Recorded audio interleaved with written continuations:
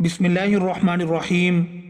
अस्सलामु अलैकुम रहमतुल्लाहि व बरकातुहू। जब रात को मियाँ बीवी हम बिस्तर हों तो सुबह को नमाज फ़जर से पहले पहले, और अगर ये अमल दिन में हो तो अगली नमाज से पहले पहले मियाँ बीवी दोनों को गुस्ल करना ज़रूरी है। इसी गुस्ल को गुस्ल जनाबत और गुस्ल न करने तक नापाकी की हालत में रहने की हालत को जनाबत या जुनबी होना कहते हैं। मर्द और ख़वातीन को एहतलाम हो जाए तो भी वो जुनबी कहलाएंगे जब तक कि वो गुस्ल जनाबत से अपने आप को पाक साफ न कर लें। हम में से बहुत सारे मर्द और ख़वातीन ऐसे हैं जो गुस्ल जनाबत करते वक़्त इन बातों का ख्याल नहीं रखते जिन बातों का शरीयत ने वाज़ेह ज़िक्र किया है, जिसकी वजह से ऐसे लोग नापाक रहते हैं। ना उनकी नमाज कबूल होती है और ना उनकी कोई नेकी काम आती है, और जहाँ भी फिरते हैं गुनाहगार फिरते हैं और हमेशा नापाक रहते हैं।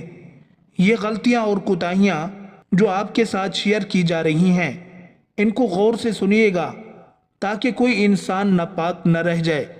और सवाब की नीयत से इस वीडियो को अपने फ्रेंड्स एंड फैमिली के साथ ज़रूर शेयर कीजिएगा। जज़ाकल्लाहु खैरा।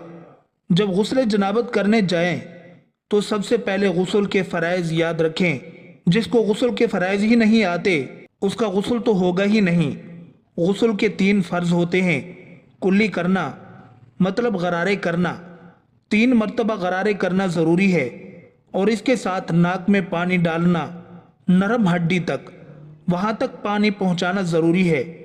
और बाज़ लोग ऐसा करते हैं कि जल्दी में वो या तो नाक में पानी मुकम्मल नहीं पहुँचाते या फिर मुंह के अंदर पानी डालते हैं लेकिन गरारे नहीं करते, और पूरे बदन पर पानी बहाना, बाल के बराबर भी कोई जगह सूखी न रह जाए इतना पानी बहाना है।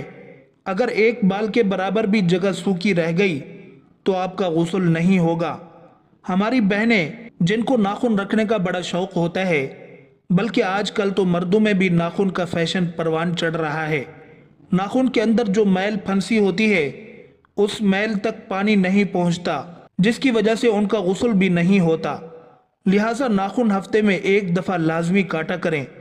औरतें नाखून पालिश लगाती हैं। अब जिस नाखून पर नाखून पालिश लगी हो वहाँ तक पानी नहीं पहुँचता, लिहाजा उनका गुस्ल नहीं होता, तो वो सारा दिन नापाक रहती हैं। ना उनका वुज़ू होता है, ना उनका गुस्ल होता है, ना नमाज होती है।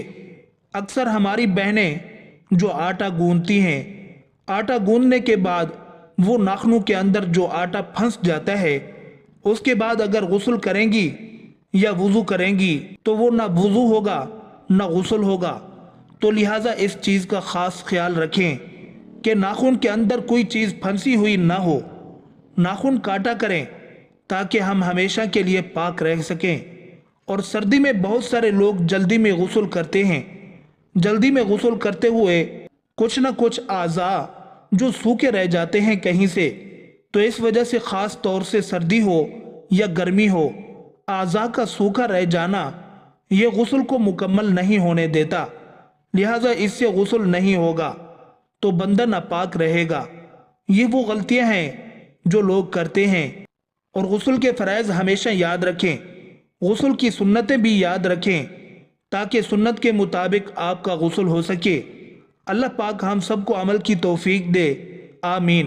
गुस्ल जनाबत करने का मसनून तरीक़ा ये है कि अव्वल नियत हाजिर करके बिस्मिल्लाह पढ़कर दोनों हाथ धोए, फिर शर्मगाह धोए, खा उस पर निजासत हो या ना हो, फिर मुकम्मल वुज़ू करे, फिर दाहिने कंधे पर 3 मरतबा पानी बहाए, इसके बाद बाएं कंधे पर 3 मरतबा पानी डाले, इसके बाद सर पर 3 मरतबा पानी डाले, रगड़ कर सारे आज़ा को धो डाले। क़िबला रुख गुस्ल न करे, ज़रूरत से ज़ायद पानी न बहाए, तन्हाई में गुस्ल करे। अगर गुस्ल खाना में पानी जमा हो जाता हो तो गुस्ल के बाद वहाँ से हटकर अपने पैर पाक करे। अगर किसी औरत की चोटी पहले से बंधी हुई हो और उसे गुस्ल जनाबत की ज़रूरत पेश आ जाए तो उस पर चोटी खोलना लाजिम नहीं, बल्कि बालों की जड़ तक पानी पहुँचाना काफ़ी है। लेकिन अगर बाल पहले ही से खुले हुए हों तो अब तमाम बालों को धोना लाजिम होगा। अगर किसी मर्द ने शौकिया लंबे बाल रखकर चोटी बांध रखी हो تو غسل جنابت کے لیے اس چوٹی کو کھولنا واجب ہوگا۔ محض بالوں کی جڑوں کو تر کرنا کافی نہ ہوگا۔ اگر دانت کھوکھلے ہوں اور ان میں کھانا وغیرہ پھنس گیا ہو یا ناک میں رطوبت بھری ہوئی ہے تو اسے نکالے بغیر بھی غسل صحیح ہے، لیکن بہتر یہ ہے کہ دانت اور ناک صاف کر کے ہی غسل کیا جائے۔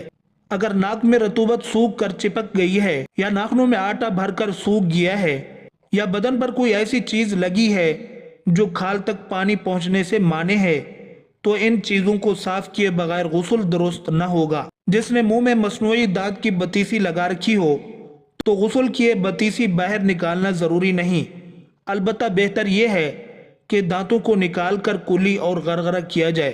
اگر دانتوں کے ہلنے کی وجہ سے ان کو سونے، چاندی وغیرہ کے تاروں سے باندھ دیا گیا ہو یا کھوکھلے دانتوں میں مسالہ بھر دیا گیا ہو تو ان کو نکالنا غسل کے لیے ضروری نہیں ہے، محض اوپر سے کلی کرنے سے غسل درست ہو جائے گا۔ تنہائی میں جہاں دوسروں کی نظر پڑنے کا خطرہ نہ ہو، ننگے ہو کر غسل کرنا درست ہے، تاہم اس وقت بھی تہ بند وغیرہ باندھ کر غسل کرے تو زیادہ بہتر ہے۔ غسل خانہ اگر کچا ہے اور اس میں پانی جمع ہو جاتا ہے تو وہاں پیشاب کرنا مکروہ تحریمی ہے۔ احادیث طیبہ میں اسے نسیان اور وساوس کا سبب بتایا گیا ہے۔